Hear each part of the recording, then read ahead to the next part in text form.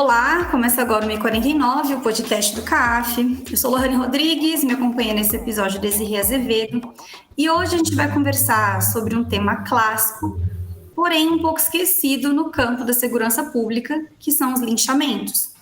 E essa conversa terá como foco a região amazônica, mais especificamente a cidade de Manaus. E para bater esse papo com a gente, temos dois convidados. O primeiro deles é o Fábio Candotti, que é professor do Departamento de Ciências Sociais da Federal do Amazonas, a UFAM, onde ele lidera o grupo de pesquisa Ilhargas. Atualmente, ele coordena o projeto de extensão Infocadeia Amazonas e os projetos de pesquisa Encarceramento no Amazonas, Transformações Políticas e Sociais pós-massacres, Linchamentos na região metropolitana de Manaus, um estudo multidimensional e comparado sobre justiça de rua, Estado e moralidades, e linchamento e segurança de rua em 3 metrópoles brasileiras. Fábio, tudo bem? Muito obrigado por estar aqui com a gente. Boa tarde, Lohane, boa tarde, Desirê, Priscila, prazer estar aqui no podcast. Boa tarde também para quem está ouvindo, não sei se é boa tarde para quem está ouvindo, mas olá, ouvintes, né?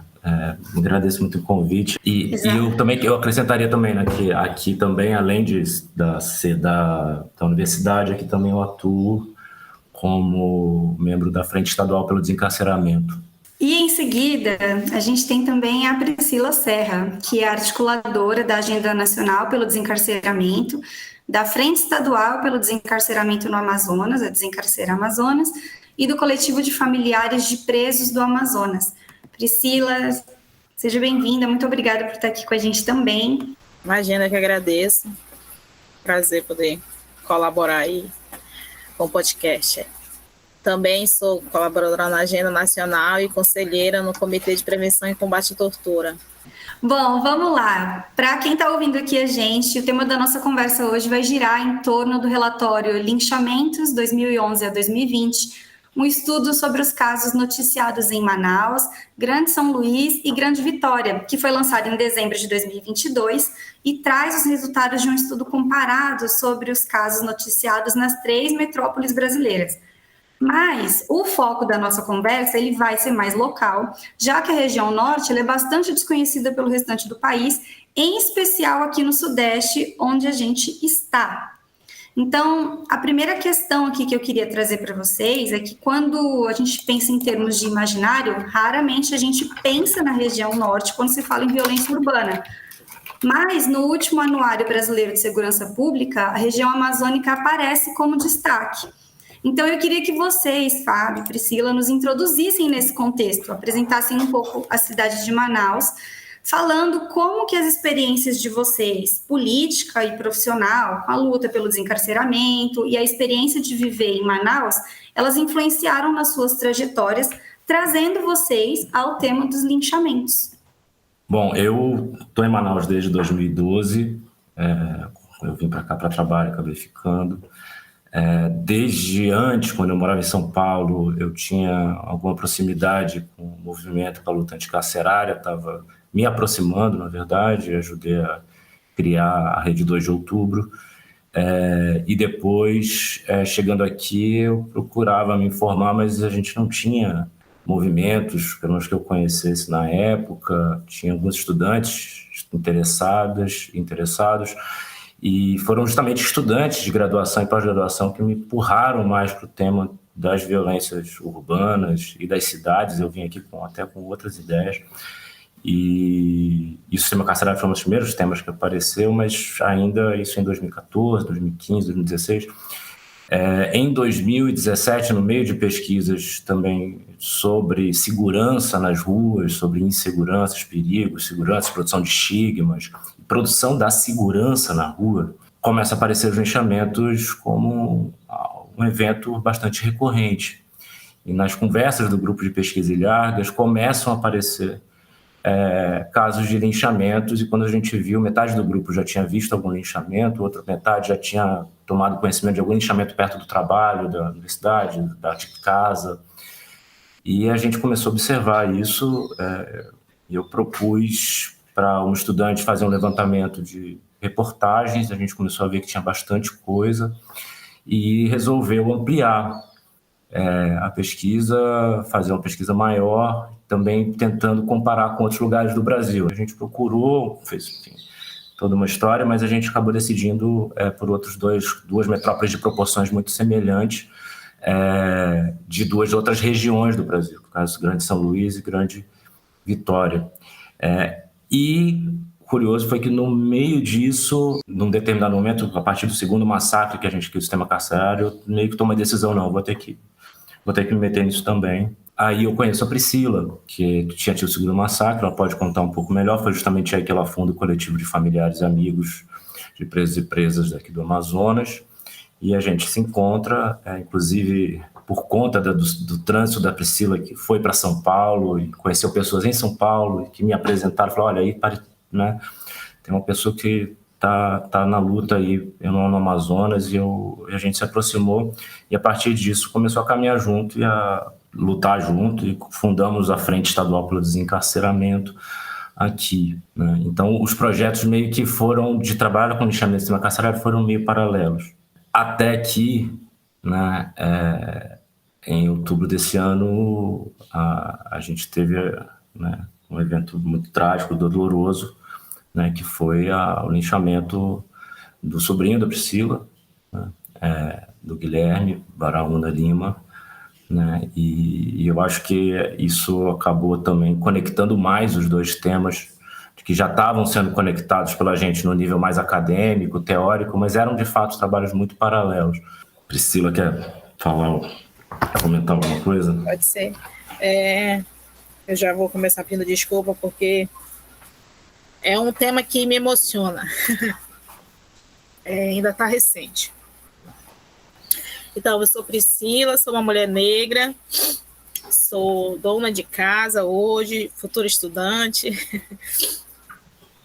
E é como o Fábio falou, né? Eu entro na militância em 2019, 26 de maio de 2019, enquanto estava ocorrendo o segundo massacre dentro das unidades prisionais na BR-174.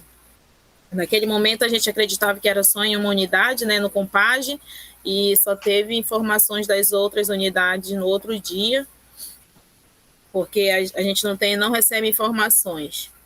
E aí a gente acaba se organizando naquele momento por várias violências que nós passamos, né?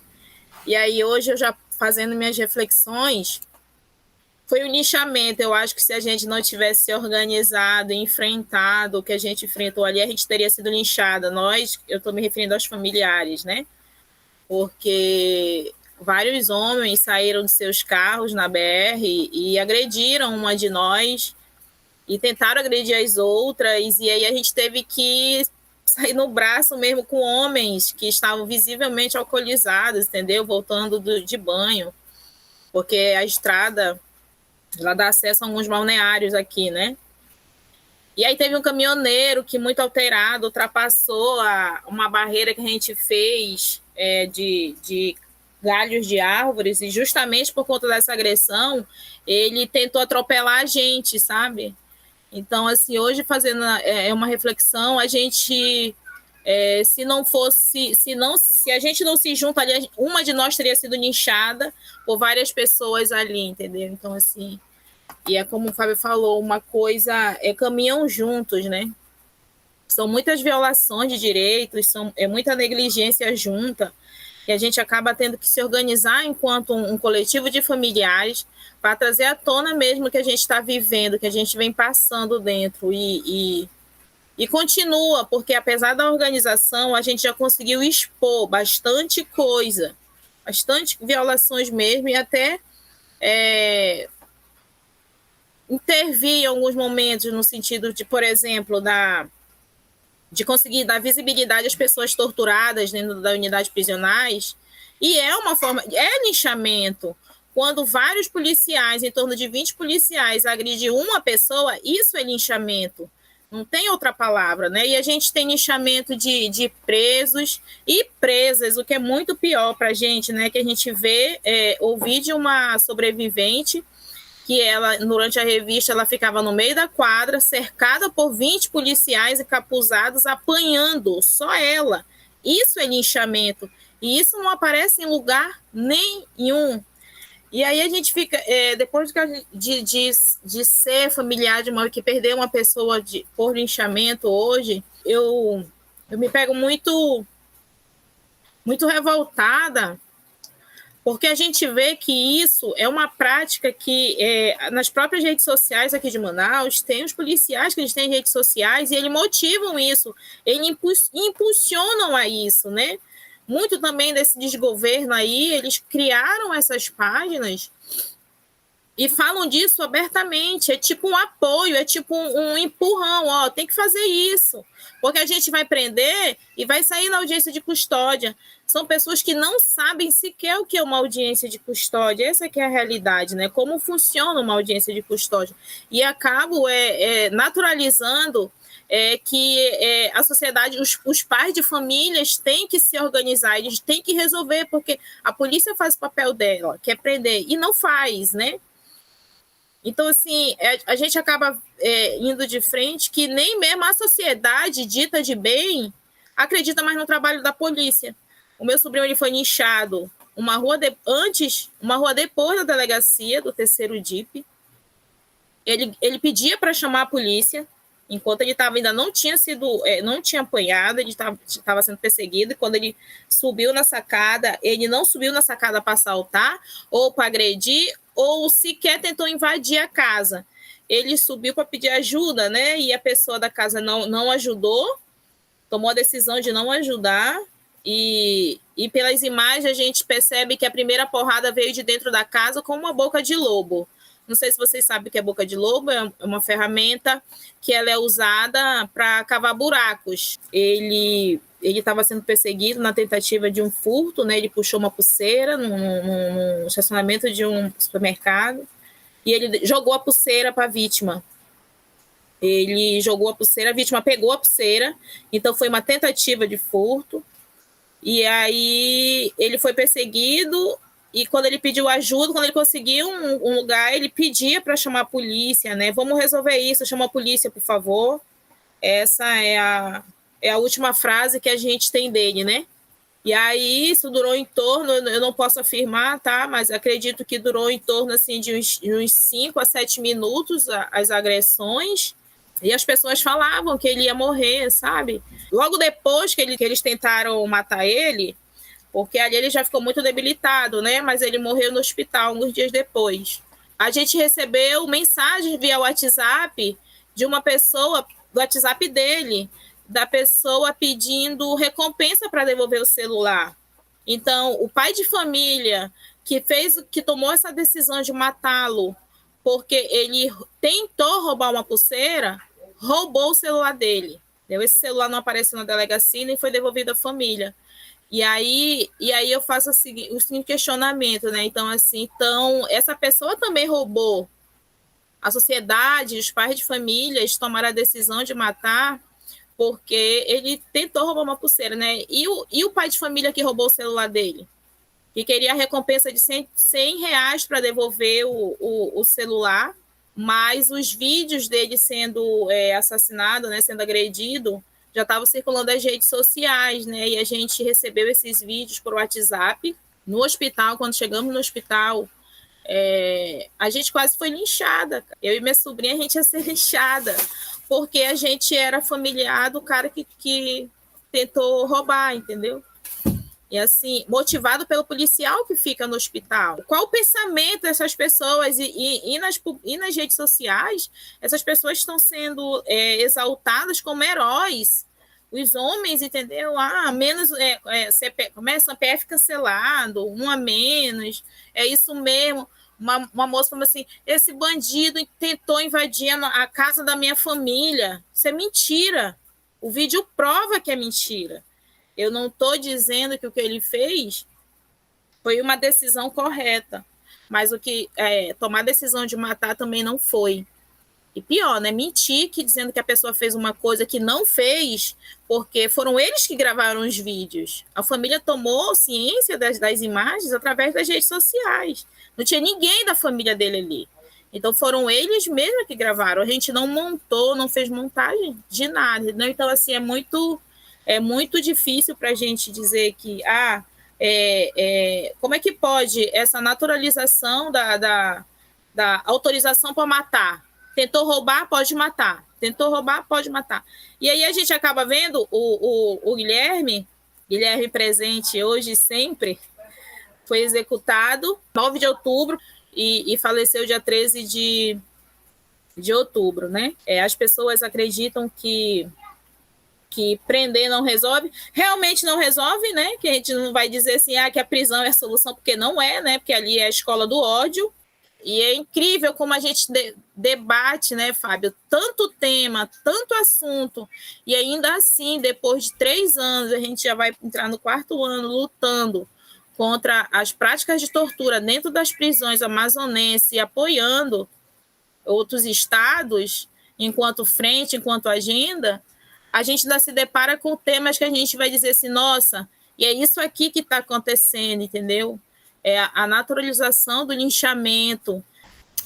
Eu acho que, Priscila, você abriu muitas camadas aqui, a gente vai ter uma série de perguntas para fazer a partir da sua fala, e aí eu queria fazer uma pergunta focada especificamente no relatório.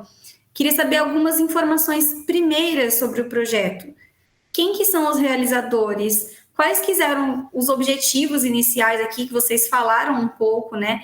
E entrando na questão da metodologia, eu queria que vocês comentassem um pouco sobre as fontes de pesquisa e esse período de estudo, né? Por que que vocês escolheram esse período e por que de comparar essas 3 metrópoles? A pesquisa ela foi realizada pelo meu grupo, pesquisa. Se eu começar a listar as pessoas, são muitas aqui, temos lá uma ficha técnica extensa, mas com parceria com grupos de pesquisa da UVV da Universidade de Vila Velha, da Universidade Federal do Espírito Santo, da Universidade Estadual do Maranhão e da Universidade Selma do Maranhão, ainda em diálogo também com pesquisadora da UFSCar, do GEVAC, a Jaqueline Senhoreto, que já teve pesquisas sobre linchamento, e em parceria com o Information and Media Lab da UFPR, que foi um grupo fundamental para a gente trabalhar efetivamente com os dados quantitativos e também para a produção do próprio relatório.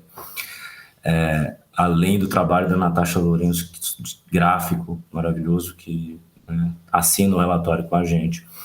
E foi montando essa rede que a gente começou o projeto, né? E o projeto teve uma decisão de trabalhar com várias metodologias, e a ideia era trabalhar mais com vídeo, com etnografia, com coleta de relatos, entrevistas, acesso a processos, mas a gente não deu conta, a pandemia atrapalhou muito, o recurso caiu em 2020, então a gente estava efetivamente mergulhado aqui, pelo menos em Manaus, na questão carcerária. O projeto atrasou muito. Foi muito difícil conseguir a parte mais qualitativa, tanto acesso a processos, quanto análise de vídeos, quanto relatos. A gente chegou a fazer uma sistematização mais etnográfica de relatos, eu e o Israel Pinheiro daqui, a gente publicou inclusive um texto. Mas a gente decidiu fazer o trabalho mais pesado com fontes jornalísticas, que é a metodologia bastante clássica de estudos de linchamentos, justamente porque o Estado não produz esse tipo de dado, podendo produzir.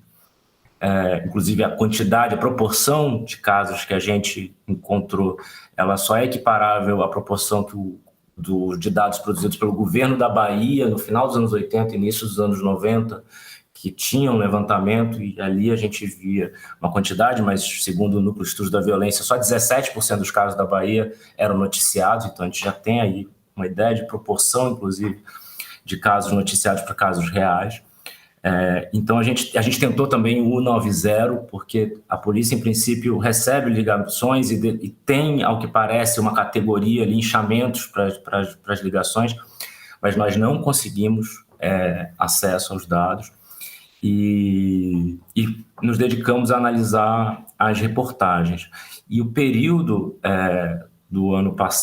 da década passada foi por uma questão de tentar... A gente tinha a intuição de um crescimento no meio da década em Manaus, para começar.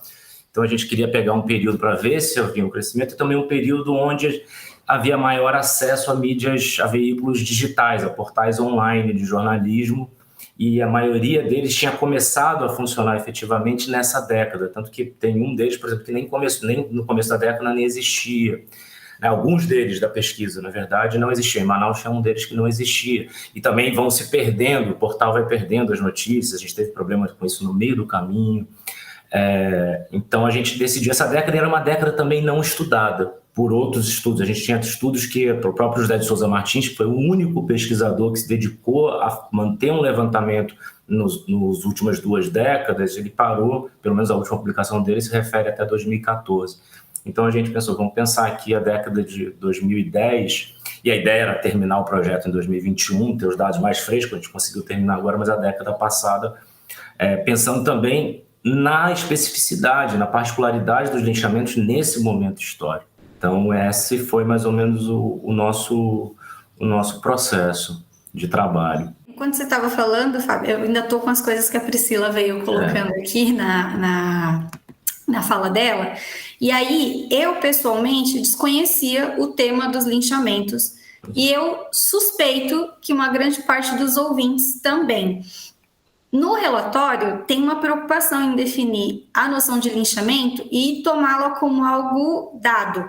Então, ao fazer isso, tem umas mobilizações que são usadas, noções de maior domínio público, como tortura, homicídio, execução. Então, qual que foi a maneira que vocês encontraram de definir linchamento?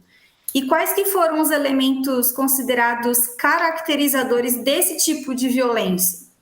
Para pensar nisso, a gente tem que entender tanto uma categoria para fazer a busca, tanto depois algo que a gente pode, a teoria que a gente cria para definir essa prática num determinado momento histórico.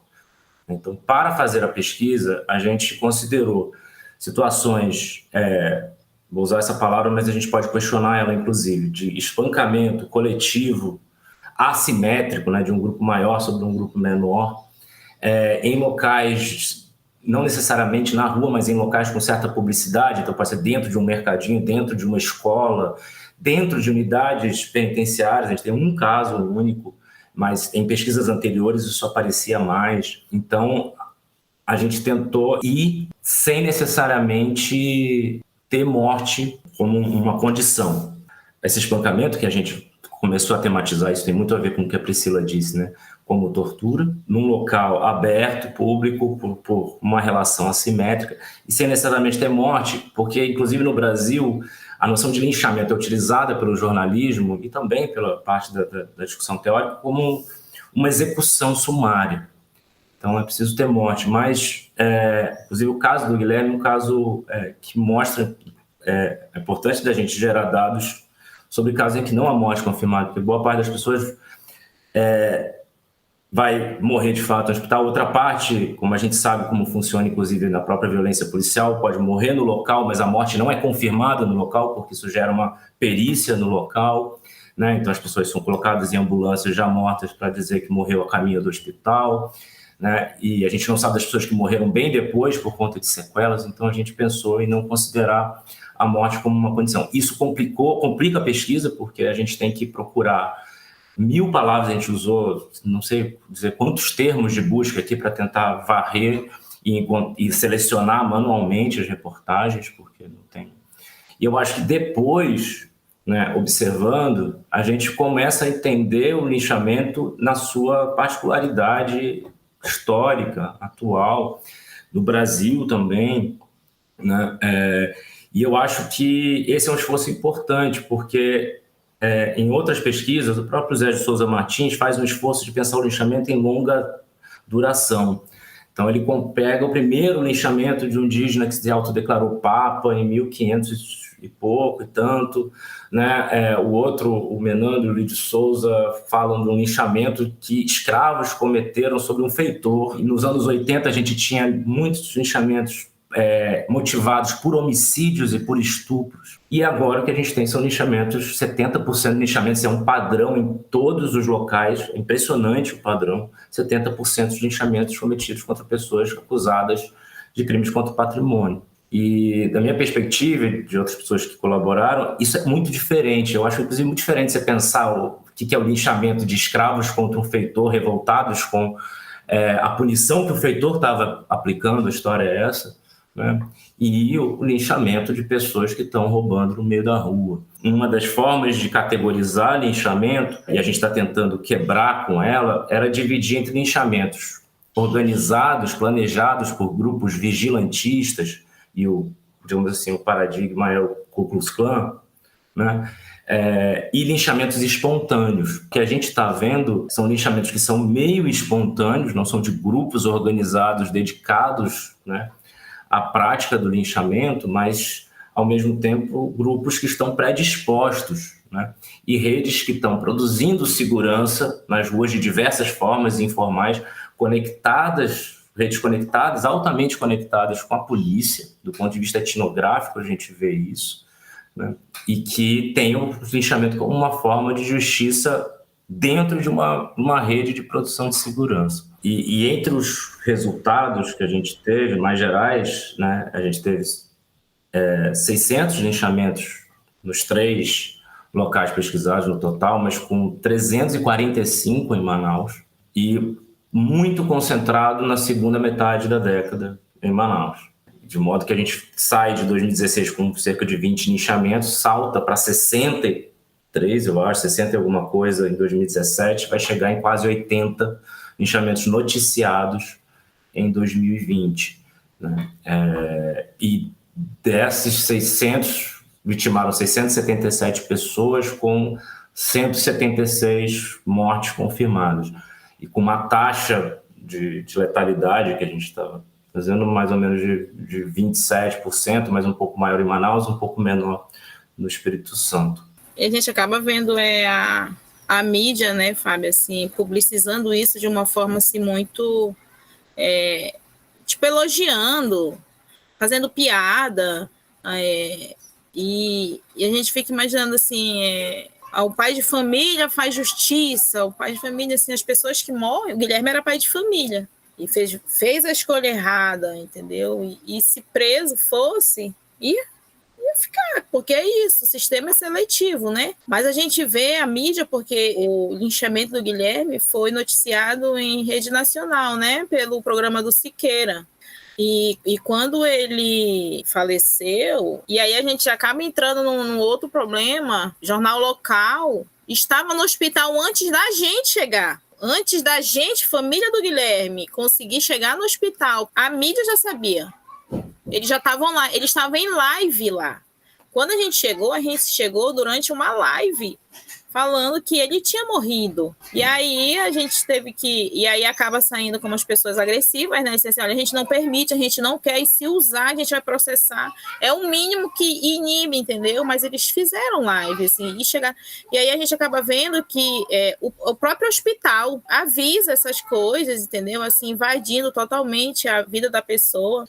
Então, assim, acaba que essa punição... O linchamento não termina no linchamento, né? Assim, isso não é ali. Isso ultrapassa tudo, tanto no atendimento hospitalar, no atendimento para a família. No nosso caso, que fomos imediatamente, quando tivemos a notícia, a gente quase foi linchada, e aí já não era pelas mesmas pessoas que lincharam o Guilherme, eram por pessoas que estavam do lado de fora, num pronto-socorro, esperando a notícia do seu ente estar dentro. Enfim, na conversa de vocês, 2 coisas chamaram atenção, né, para mim. Quer dizer, é o Estado, né, e o Estado nas suas várias formas, né, porque, como Priscila falou, o linchamento não acaba no linchamento ali, né, se desdobra, a violência se desdobra, isso é normal, né. Os casos de violência de uma maneira geral, de violência de Estado especialmente, por outras instituições. Então, instituições da segurança pública, instituições de saúde, as instituições da justiça e a imprensa, né, que a gente toma como instituição privada, mas, enfim, é um serviço público, são concessões públicas, né? Então, enfim, se desdobra. E o fio, me parece que conduz tudo isso, é a seletividade. E aí, retomando o que eu ia perguntar, que tem a ver com o que eu ia perguntar, que era sobre o perfil, né? O perfil das vítimas e entre aspas, motivações do linchamento, entre aspas, porque acho que não existe motivo justificável, né? Mas enfim, o que está ligado ali, o que a pessoa supostamente fez que lhe autoriza a ser linchado. Então, lendo o relatório, me chamou a atenção a semelhança entre o perfil das vítimas de linchamento e, claro, das vítimas de homicídio no Brasil de uma maneira geral, né? E mais especificamente de mortes decorrentes de intervenção policial, né? E aí, conectando com o tema, né, é o Estado. Então, no caso das mortes cometidas por policiais, eu acho que a gente tem ainda duas outras semelhanças com casos de linchamento. Que é, primeira, novamente... tem a ver com o Estado, né? A confusão que vai se estabelecer durante o processo de institucionalização, né? Ou seja, de registro, que é feito pela polícia, né? Em ambos os casos, entre a figura do autor e da vítima. Né? Então, quem é o autor e quem é a vítima, isso fica confuso nas duas modalidades, né? Nos dois fenômenos. E a segunda coisa é a relação que o linchamento, assim como as mortes cometidas por policiais, não necessariamente em todos os lugares, mas em São Paulo é assim, né? Estabelece com a acusação de crime patrimonial, né? Contra as vítimas. Então, é o que você falou, né? Houve uma mudança de perfil. Antes você tinha... Estudos anteriores mostram vítimas de linchamento eram acusadas de crimes sexuais, até homicídios, né? Crimes contra a vida. E agora, crimes patrimoniais. Aqui em São Paulo, por exemplo, as mortes decorrentes de intervenção policial estão super conectadas com crimes patrimoniais também, né?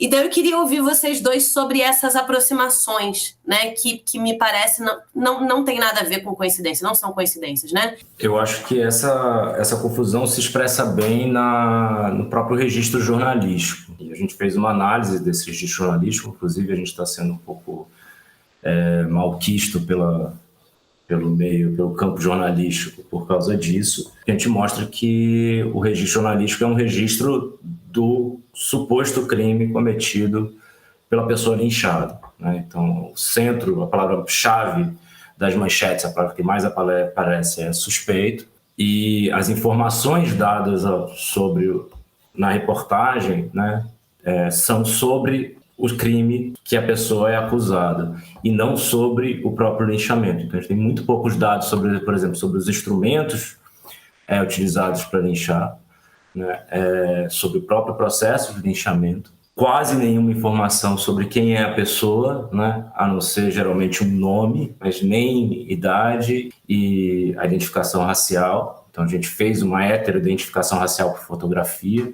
que permitiu que a gente identificasse que 93% das pessoas são não brancas. A gente não quis fazer por heteroidentificação, classificação de pardo, preto, e não podia dizer se a pessoa é indígena ou não, porque a pessoa pode ser indígena independentemente de ser pardo ou preto, mas são pessoas não brancas. E esse registro jornalístico, né, ele acaba sendo um registro muito parecido com o boletim de ocorrência e não por acaso. E a palavra vítima, né, também é uma palavra que geralmente se refere à vítima da pessoa que foi linchada, né?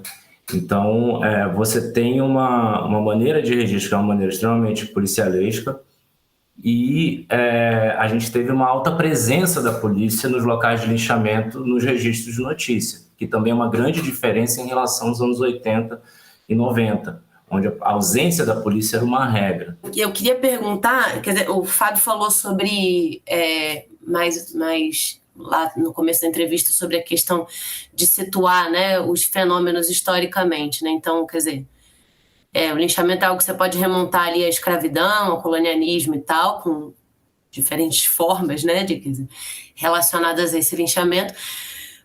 Então, você tem um processo importante dessa pesquisa que é de situar esses linchamentos hoje, mas situar historicamente também entender a processualidade assim, das formas pelas quais esse fenômeno é enquadrado, né? Seja como objeto de estudo, seja como objeto de intervenção pública.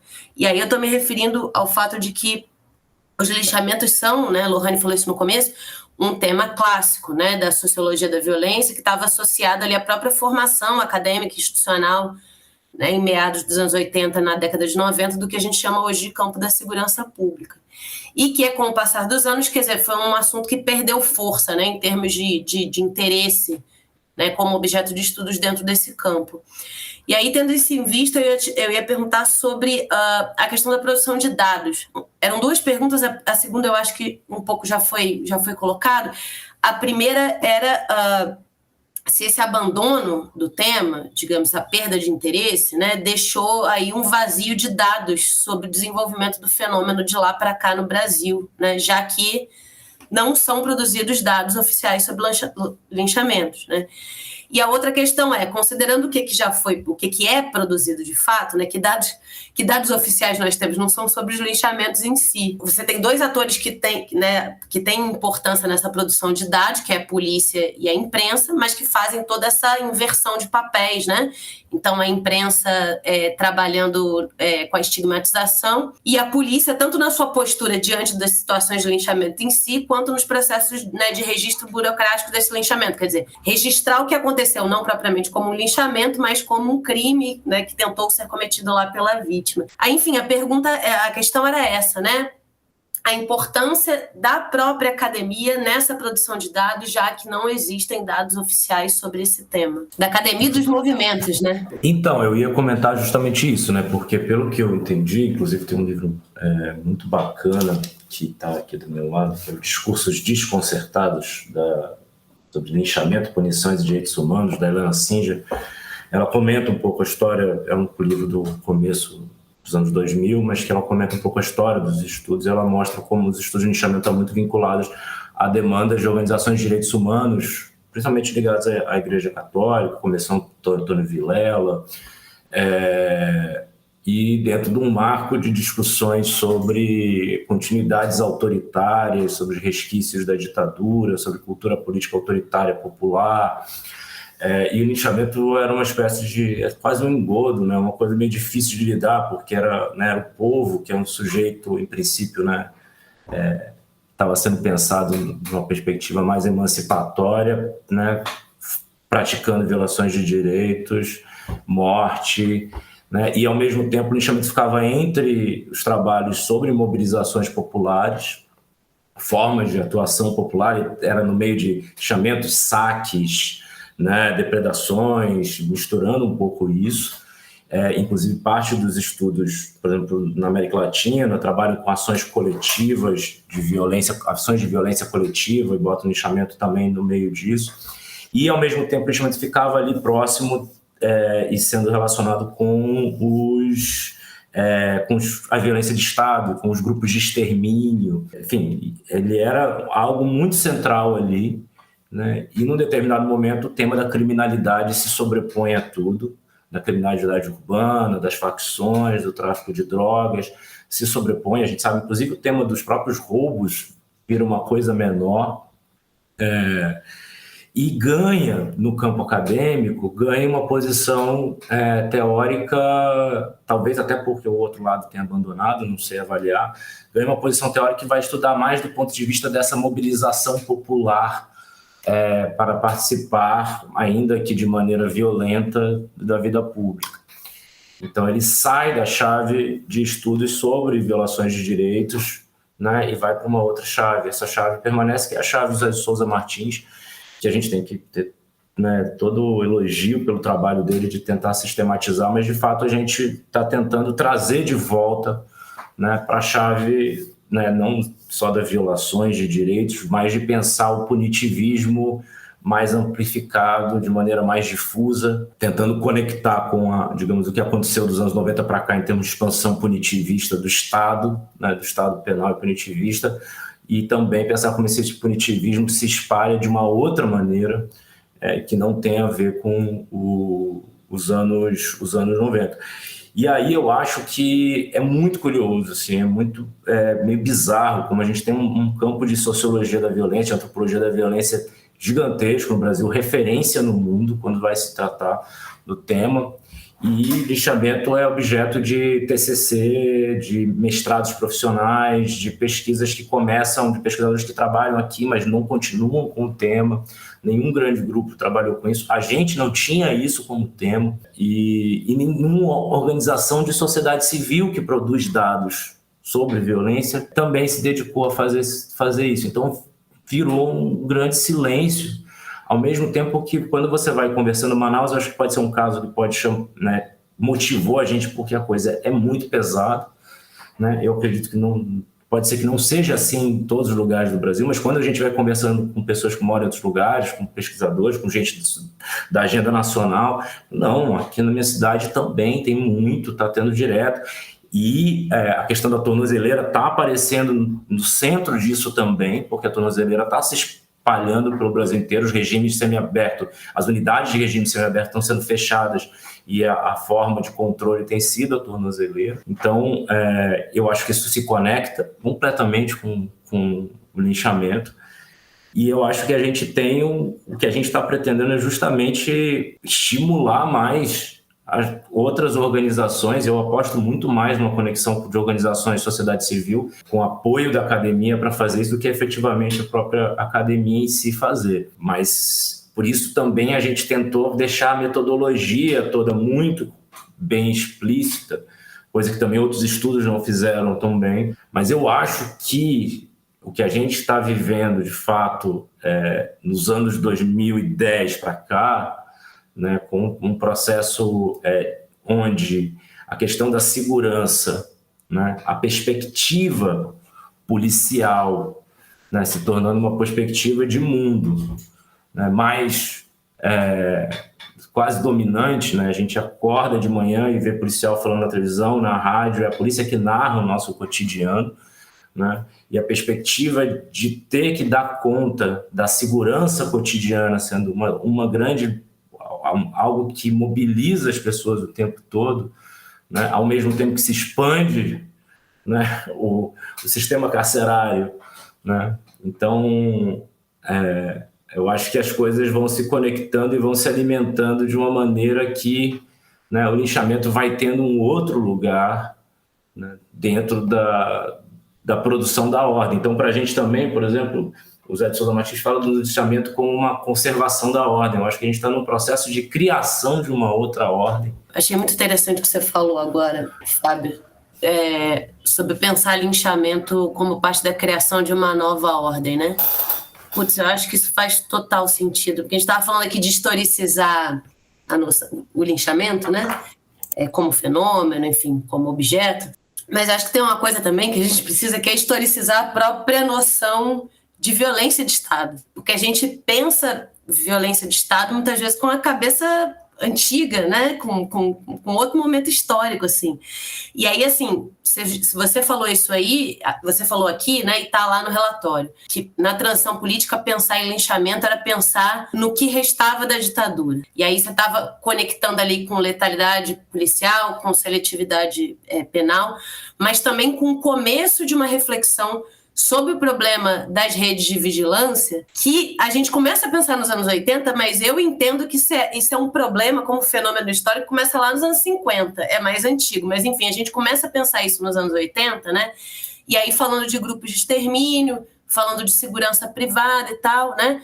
É algo que está na origem do que hoje está se chamando, enfim, né, pensando a partir da ideia de milicialização do Estado, militarização e milicialização do Estado, né? E aí é muito curioso isso, né? Quer dizer, de um lado, a gente tem um campo da segurança pública que foi renovado, me parece, por dois temas, a questão da porosidade entre o legal e o ilegal, né, que é tudo que vocês estão falando aqui, você, Priscila, a gente só vê isso, né, o quanto é poroso o Estado e o não Estado, o legal e o ilegal, né, e como isso ampliou a noção de violência de Estado, ajuda a ampliar, né, renovou de uma maneira importante o campo de pesquisa. E o outro tema é o racismo, né, que era algo totalmente invisibilizado ali nos debates sobre a ditadura e que vai se tornar hoje, por força da luta dos movimentos sociais, inclusive, um eixo explicativo obrigatório, né, da violência de Estado.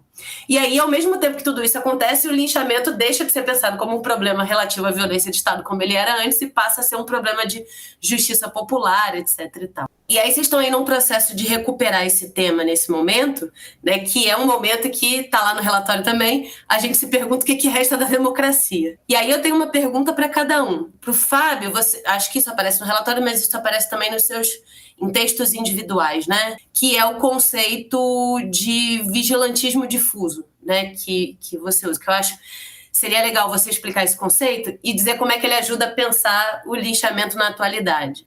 E falar um pouquinho sobre a etnografia, né, como relação de produção de conhecimento e como é que ela está associada à elaboração desse conceito. E a Priscila, nessa mesma, enfim, continuando, né, nessa continuidade do que eu estou falando, sobre como os linchamentos vão compor com essa questão do encarceramento, da tortura e da execução sumária, né, como uma forma de estabelecimento de controle violento sobre certos setores da população, né, não sobre todos. O tema do vigilantismo apareceu para a gente quando a gente começou a tentar encontrar pesquisas sobre linchamento fora, inclusive do Brasil, e encontramos essa discussão tanto em outros países da América Latina, sobretudo México, e em alguns estudos realizados por pesquisadores europeus em alguns países africanos, como Nigéria e África do Sul. E justamente nessa chave de entender formas de organização que são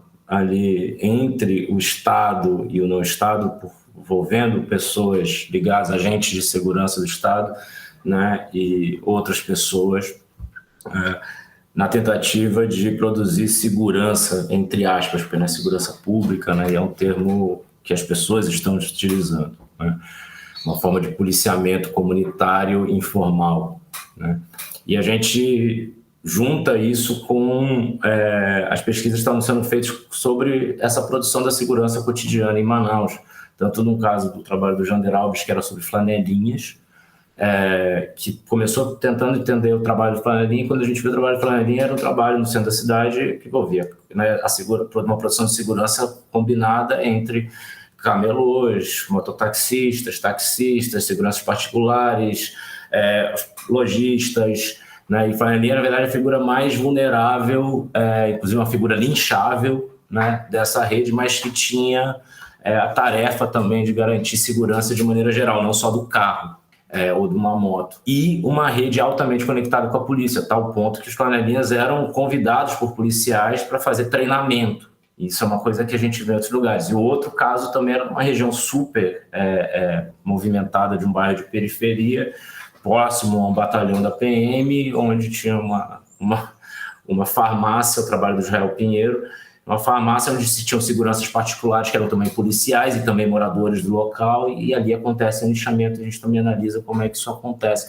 A gente começa, a gente tem uma rede de segurança que não é exatamente grupos fechados, organizados, né, profissionais em torno disso, mas que produzem uma lógica de vigilância e punição, que é isso que caracteriza o vigilantismo, que não tem exatamente começo, meio e fim. Pode ser uma rede que depois a gente observou também no caso de redes de motoristas de aplicativo, né? Pode ser uma rede móvel, não só uma rede sedentária, que se dedicam, né, que tem no linchamento uma prática possível.